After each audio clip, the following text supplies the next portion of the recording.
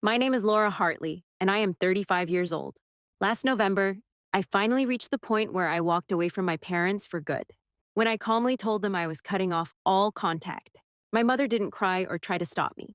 She looked directly at me, laughed softly, and said, "You'll be back before Christmas," begging for forgiveness. Like you always do. My father leaned back in his chair with a look of complete contempt and added, "We've tolerated your lies for 20 years.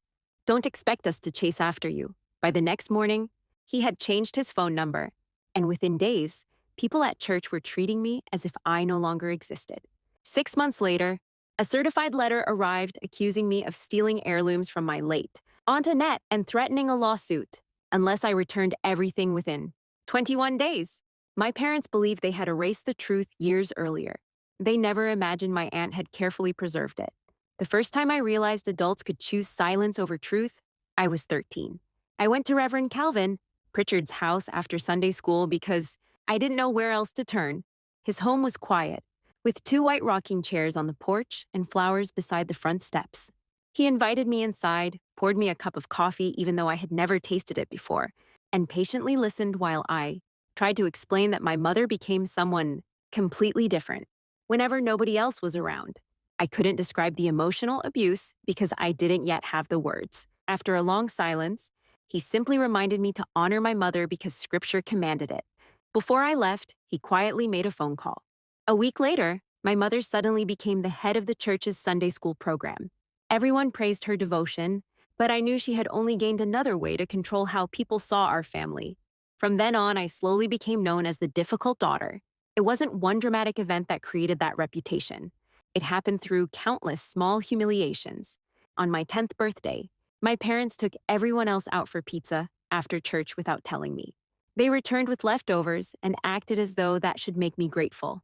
Years later, when my cousin Bethany got married, I was removed from the bridal party only weeks before the ceremony. My mother insisted the dress wouldn't flatter me, even though that was never the real reason. She simply couldn't tolerate me standing beside the family in photographs. When my grandmother Constance died while I was only 8 years old, nobody even bothered to tell me she had passed away. I discovered her obituary by accident in the local newspaper sitting on our kitchen table. My mother dismissed my tears, saying I hardly knew my grandmother anyway. But hidden inside that obituary was another name that would later change my life. Annette Langford, my mother's younger sister. Aunt Annette lived quietly in Lancaster. She worked as a reference librarian, drove an aging gray Toyota Camry, and lived alone. Unlike everyone else, she never judged me. Every birthday, she somehow found a way to call me directly instead of going through my parents. She mailed books she thought I would love and always included handwritten notes reminding me to keep asking questions. When I turned 16, she sent me a worn copy of To Kill a Mockingbird. Inside the cover, she wrote, "Atticus would have understood you. Love, Annette." I treasured that book more than anything else I owned. My mother constantly tried to convince me Annette wasn't stable. She claimed her sister had always been emotionally fragile and had failed in life because she never married. The truth was much simpler. Aunt Annette had learned to live without asking my mother's permission, and that independence threatened her more than anything. As I grew older, my mother's version of me spread far beyond our home. At church events, community gatherings, and family celebrations, she always managed to paint herself as the patient mother, burdened with an impossible daughter. When I became a nurse practitioner and refused to miss a hospital shift just to help at a church fundraiser, she tearfully asked everyone nearby to pray for me because I had become selfish and distant. People who barely knew me looked at me with pity while I quietly drove back to Philadelphia for work. Soon she created a monthly church prayer email that reached more than 20 women. Every update described me as struggling through another difficult season without ever explaining why. She never accused me directly of anything specific. Instead, she allowed everyone else to imagine the worst. Over the years, I saved every single message in a folder on my computer. There were 62 of them by the end. The breaking point arrived after my Aunt Annette was diagnosed with stage 3 ovarian cancer in 2018. She wanted to tell my mother herself, but before she had the chance, my mother had already informed the church prayer group and collected sympathy from everyone around her. When I called Annette that evening, she sighed and quietly said, "She always gets there." First, before ending the call, she asked me to remember one name, Audrey Sinclair, her attorney. At the time, I had no idea why that name would become so important years later. Everything finally unraveled during a family dinner in November 2025. My brother Spencer announced another divorce, and my parents immediately expected me to solve his financial problems by giving him a place to live.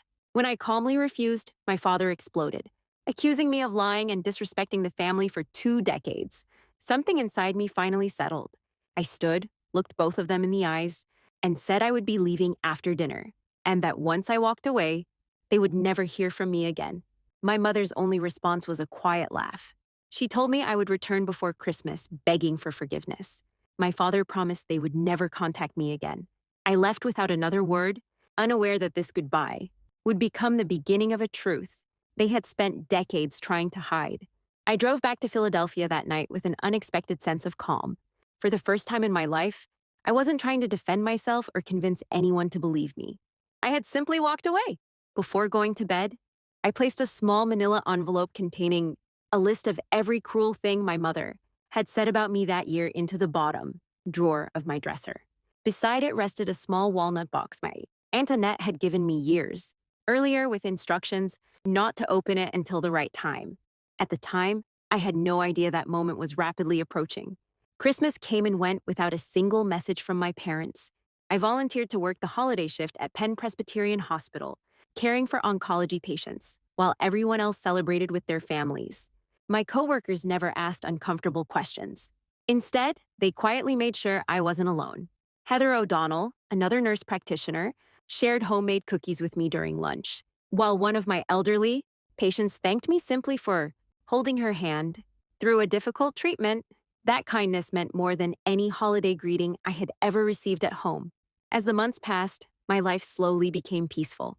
I worked extra shifts, started running again on weekends, met friends for dinner, and continued therapy. Each day without contact became a little easier than the one before. The silence that had once frightened me gradually became the safest place I had ever lived. My parents, however, refused to let the story end. Rumors continued spreading through relatives and church members. My cousin Bethany quietly warned me that my mother had begun telling everyone. I had stolen valuable heirlooms from Aunt Annette after her death. Other relatives called asking whether I planned to return family jewelry I had supposedly taken. Every conversation confirmed one thing. They were preparing people to believe I was a thief. Near the end of March, I finally called Patricia Whelan, the hospice nurse who had cared for Annette during her final months. She admitted she had waited years before contacting me because she didn't want to interfere with family matters unless absolutely necessary. There was something Annette wanted you to know, Patty explained. She made me promise that if your mother ever accused you of taking anything, I was to tell you one name, Audrey Sinclair. She also told me there was a codicil to her will. That single word changed everything.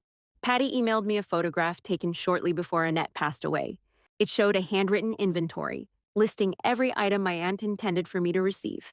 Her familiar handwriting covered the page, leaving no doubt it was authentic. I saved the file, thanked Patty, and convinced myself I probably would never need it. I couldn't have been more wrong. On the morning of May 12, 2026, a postal carrier knocked on my condominium door with a certified envelope, requiring my signature. The return address belonged to a law firm in Lancaster. The bold red stamp on the front read, "Deadline sensitive." Inside was a formal demand from attorney Reginald Voss, representing my parents. According to the letter, I had unlawfully taken 12 valuable family heirlooms from Aunt Annette's estate, including my grandmother's pearl necklace, a handcrafted walnut box, numerous books, personal letters, and other keepsakes. The document accused me of theft multiple times and threatened a lawsuit seeking more than $150,000 in damages if everything wasn't returned within 21 days. I couldn't help laughing. The same parents who had publicly declared I was dead to them now claimed I had emotionally harmed them by refusing to surrender property that legally belonged to me. When the laughter finally stopped, I opened my contacts and found a number I had saved 6 years earlier but had never called. Audrey Sinclair answered almost immediately. Before I could explain much, she interrupted gently. "I've been expecting this call, Laura." I read the demand letter aloud. Audrey listened, without interrupting, before calmly asking me to visit her office that Friday. "I want you to see your aunt's codicil," she said. And before you come, open the walnut box. Annette wanted you to read the letters first. After ending the call, I carried the box into my bedroom and carefully lifted its lid. Inside were 17 neatly numbered envelopes arranged in perfect order. Beneath them rested a sealed envelope closed with red wax. Across its front, my aunt had written just 4 words. For Diane, only if she asks why. Beside the envelope sat a small USB drive labeled in Annette's handwriting. I opened the first letter. My aunt explained she knew she wouldn't survive her illness and wanted to leave behind everything she had never been brave enough to say while she was alive. Every page revealed another hidden piece of our family's history. By the fourth letter, tears blurred the ink. She confessed that my mother had treated me exactly as she had once treated her. She apologized for remaining silent for so many years and begged me never to accept the labels my family had forced upon me. One sentence shattered decades of self-doubt. You were never difficult. Laura, you were simply the only person willing to break the family's silence. I stared into my bathroom mirror afterward. All my life, I had been told I looked exactly like my mother. For the first time, I realized that wasn't true. The woman staring back at me resembled my grandmother Constance instead. The woman my mother had spent her entire life trying to escape. 2 days later, I drove to Audrey, Sinclair's office in Lancaster, carrying the wooden box, the letters, and the sealed envelope. Audrey welcomed me into her office and immediately opened a thick estate file. She showed me the original codicil Annette had signed months before her death. Every signature had been properly witnessed and notarized. Then Audrey revealed something I never could have imagined. For 6 years, she had repeatedly tried to contact me about my inheritance. 3 official notices had been mailed to my parents, addressed because that was the only location Annette had on file. My parents had signed for every one of them. They never told me. Even worse, they had challenged Annette's codicil in court 3 separate times, arguing that she lacked mental capacity or had been manipulated. They lost every single case. Audrey then quietly informed me that the $73,000 my aunt had left specifically for me was still waiting, safely in trust because no one had ever informed me it existed. The heirlooms my parents demanded were already mine by law. Their lawsuit had been built entirely on lies. Before I left, Audrey handed me the sealed envelope once more. If your mother ever asks why, she said softly, this belongs to her. I slipped it carefully into my bag. Something told me the day would come much sooner than anyone expected. The drive back to Philadelphia felt different. For years, I had carried unanswered questions. But now I finally had documents, letters, court records, and my aunt's own words. None of it could erase what had happened to me, but it meant I would never again have to defend myself with nothing except my memories. Over the next few days, I organized everything carefully. I bought a sturdy black binder and divided it into sections. The first contained Annette's codicil and the court orders confirming its validity. The second held each of her 17 letters in numerical order. The third included the recording made by hospice nurse Patricia Whelan, along with its written transcript. The fourth contained years of prayer chain emails my mother had sent to church members describing me as unstable and difficult. The fifth held an old voicemail my mother had accidentally left on my phone years earlier. The final section was a handwritten timeline of everything that had happened between my childhood and the present. I wasn't preparing for revenge. I was preparing for the truth. My best friend, Megan, came over that evening with takeout and quietly helped me sort papers into folders. Heather agreed to attend the upcoming meeting simply to support me. Neither of them offered advice. They simply reminded me that I didn't have to face my family alone anymore. A few days later, Audrey emailed me.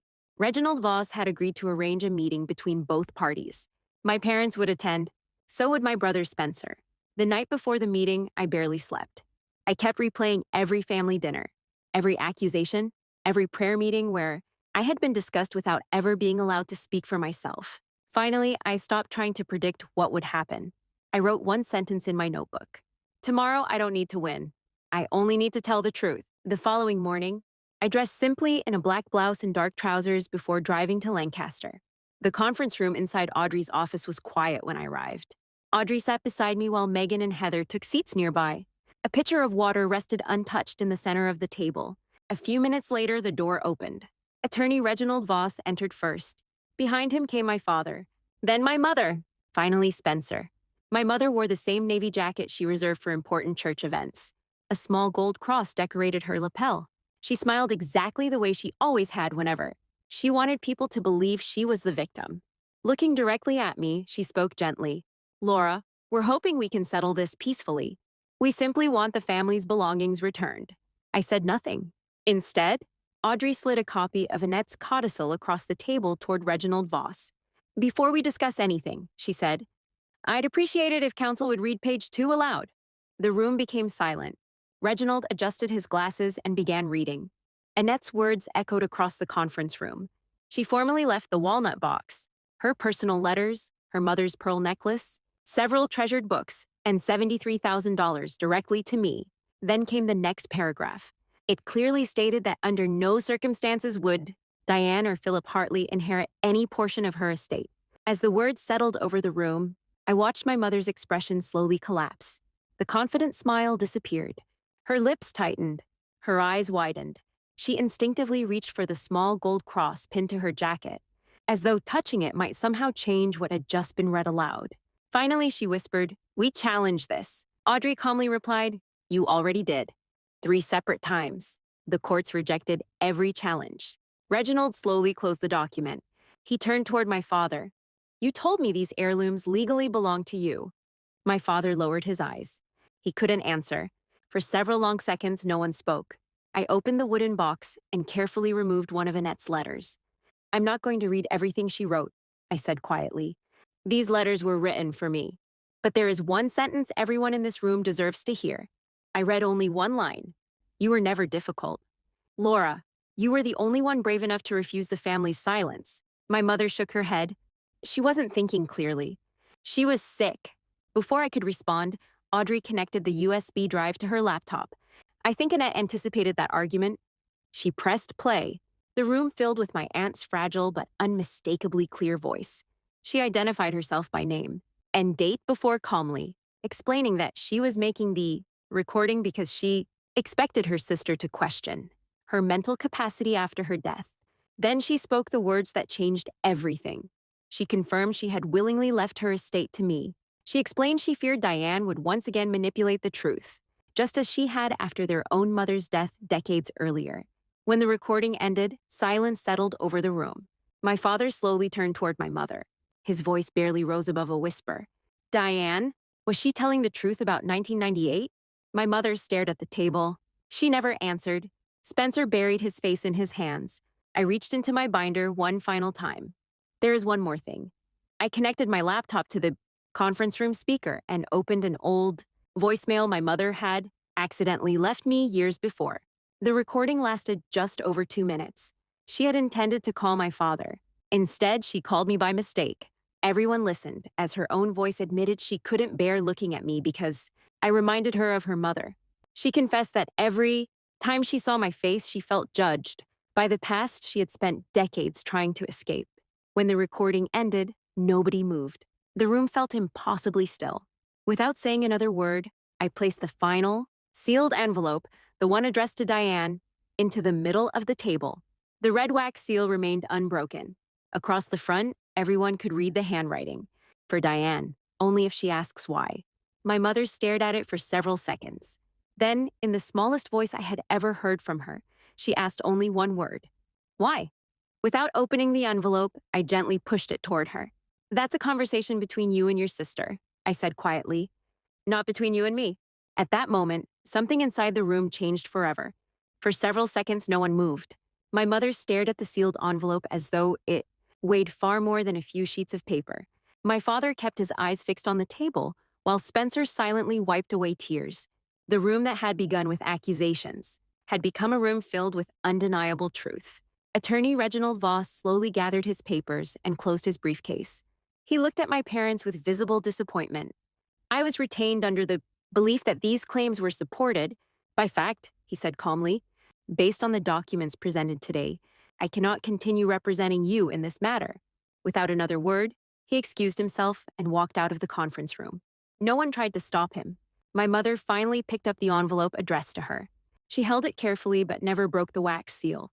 My father folded the cloth napkin beside his chair into neat squares, exactly as he had done during the dinner 6 months earlier when I told them I was leaving forever.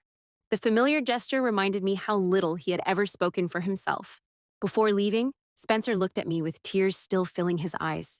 I know an apology can't erase everything, he said quietly, but someday, if you're willing, I'd like the chance to know my sister again. I met his eyes for a long moment. Maybe someday, I answered honestly, but today isn't that day. He nodded in understanding. My parents walked out of the building without saying another word. After they were gone, Audrey closed the estate file and smiled gently. Annette hoped this day would bring you peace, she said. I think today she finally kept that promise. Heather squeezed my shoulder while Megan wrapped me in a brief hug. Neither of them congratulated me. They understood that this wasn't a victory. It was simply the end of carrying someone else's lies. The following morning, my mother returned to Facebook with another carefully written message asking friends to pray for the Hartley family during a season of misunderstanding. But this time, something was different. People didn't rush to defend her. Most simply stayed silent. The comments slowed until they stopped altogether. And within a day, the post quietly disappeared. Soon afterward, Aunt Carolyn called me. For the first time in years, she admitted she had repeated stories about me without ever asking whether they were true. I believed what I was told, she confessed. I'm deeply sorry.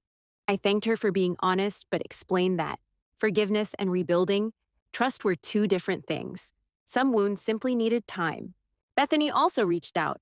She admitted she had always suspected something wasn't right after her wedding years earlier. She apologized for believing the stories instead of asking me what had actually happened. Again, I accepted her apology without making promises about the future. Within days, the church prayer chain stopped mentioning my parents altogether. My father's resignation as a deacon was quietly announced. Because of family matters, people in the congregation slowly began putting together pieces they had never questioned before. Then another unexpected email arrived.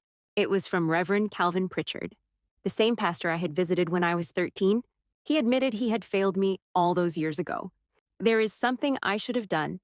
When you came to me as a frightened little girl, he wrote, if you'll allow me, I'd like to apologize. I stared at the message for a long time before setting my phone aside. Some apologies arrived decades too late. That didn't mean I had to answer immediately. A few days later, Spencer wrote me a handwritten letter instead of sending a text. He admitted he had benefited from being the favorite child and confessed he had never understood what that privilege had cost me. I don't expect forgiveness, he wrote. I only wanted you to know that I finally see the truth.